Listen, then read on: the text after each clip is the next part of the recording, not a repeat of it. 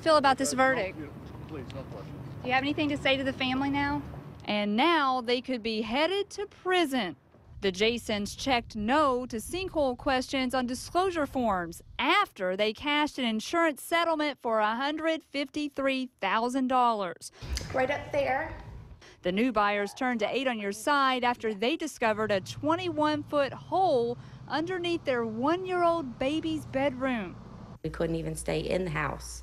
We were afraid to keep the animals in the house. The Jasons hired heavyweight attorneys. Their defense, they blamed the real estate agent, claiming she lied on disclosure forms, whiting out their truthful answers, desperate for her $1,200 commission. Glenn Jason did not testify, and the jury did not get to hear this. They have recently lost their insurance because there's a sinkhole there. No, not that to my knowledge, no. You didn't know there was a sinkhole there? No. Even without hearing that, the jury decided who to believe. We're just glad it's finally concluded and we can get our life back to normal.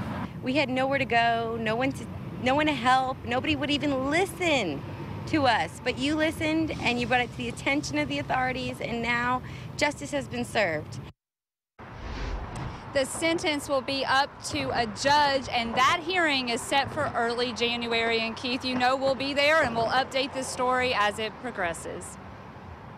We heard from the victims there, and I know what they really want is their money back. Could that happen? That's right, and that's what this case has been about all along. That's why we got involved. That's why the federal prosecutor got involved, and they hope to get that. That will also come about at the sentencing. That's something that they're working on. Shannon Bank reporting live. Thank you for that, Shannon. And we want to know what you think about this. Should the couple have been found guilty? What about the punishment here? We have a conversation going right now on our Facebook page, and you can join in. More breaking news right now. Just in the past half hour, the family of a missing baby boy made a public plea for help. 9-week-old Chance Walsh has not been seen since September 9th. His parents, Joseph Walsh and Kristen Burry, have been evasive. They've told contradictory stories. So now they're behind bars. This afternoon, the baby's grandparents tearfully pleaded for the public's help, and they also had a message for the boy's parents. We are hoping Kristen and Joseph, who were apprehended by the FBI, will do what's right and tell us where Chance is, where he's located, so we could bring him home. Just a reminder, the sheriff's office says tips have been pouring in on the case. If you have any information, you should call the Sarasota County Sheriff's Office. Record floodwaters are finally starting to recede in South Carolina. However, the problems are far from over. As you can see, the construction crews right behind me here already busy repairing those damaged dams. They're moving some giant sandbags around, and residents using drinking water are still under a boil advisory. That means bottled water is at a premium. News Channel 8's Jeff Patterson is in South Carolina tonight and shows us how some of the residents there are still trying to salvage their most valuable possessions. I've lived down here all my life, and I've never seen this before. E.W. Lawshie has a boat and a big heart. This week, as the water started coming up on the Black River, Lawshie and his family have been doing the best they can to help their neighbors. I've seen it on TV, and you would always think, you know, this could never happen, and now it's here. Lawshie took us on a road that looks more like a river. Yeah, they drive in and out on this road every day, and we in 6 foot of water right now. He took us past homes completely underwater, showed us cars that his neighbors were not able to get out on time. Even a boat that was turned over by the swiftly running water.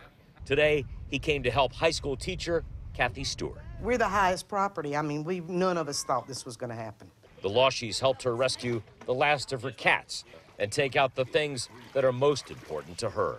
Important stuff for us, personal stuff. Just quilt my mama made, you know, pictures of my grandparents and things like that. Lawshie has been helping the people here for the last few days, watching the water rise day by day. When we come up yesterday, they stepped out and could walk on their porch when we were getting stuff out. Now it's you'll see it's over the handrails. We went past one home that Lawshie says is $1 million log cabin. He knows the owner and knows they do not have flood insurance. The rising water has many problems. We saw balls of fire ants and snakes. Cottonmouths, they're everywhere. It's just floods got them, just running water. They don't know where to go. I mean, I walked down here yesterday and it was 20, 25 of them just floating across the road everywhere. The Lightning season opener is just over an hour away, but finding parking near Amalie Arena will be a little more difficult this season. That's because there's not as many lots to park in. News Channel 8's Josh Thomas joins us now live from Amalie Arena. And Josh, what do fans need to know? Keep us up to date here. Well, leave early. That's my tips for advice in terms of finding a parking space. Now, parking in downtown Tampa has always been an issue in the past for Lightning games, but downtown growth is now squeezing out some of those reliable parking spots. One of the old lots near Amalie Arena is no longer available for parking. It's now the site of a soon-to-be-finished apartment complex, and other downtown development has reduced the number of parking spaces. I think the fans should keep in mind that with the construction that's going on, some of the parking spaces and lots have been compromised. So just to be wary and keep that in mind before trekking downtown. As a result, some of the public and private lots should fill up fast. A suggestion is for them to possibly park in Ybor where there's less congestion, less traffic, and take the trolley downtown. As Bolts fans prepare to head to tonight's game, businesses like Hat Tricks are also gearing up for the rush of hockey faithful. You anticipate, opening day to be, a big deal. You make sure that you have extra inventory on hand. It is an all hands on deck day. Make sure that everybody who needs to be here is going to be here. And the fans are just as ready for another exciting season. Let's hope Tampa stands behind their team. And by the way, parking ranges anywhere from $12 to $15 around here, and even higher, of course, depending on where you place your vehicle. So if you're coming down for tonight's game or any of the other games this season and you want to find a place to park as well as avoid those traffic headaches, again, that advice, leave early. Jen. Words to live by, or in this case, to park by. Thank you very much, Josh Thomas. Well, once fans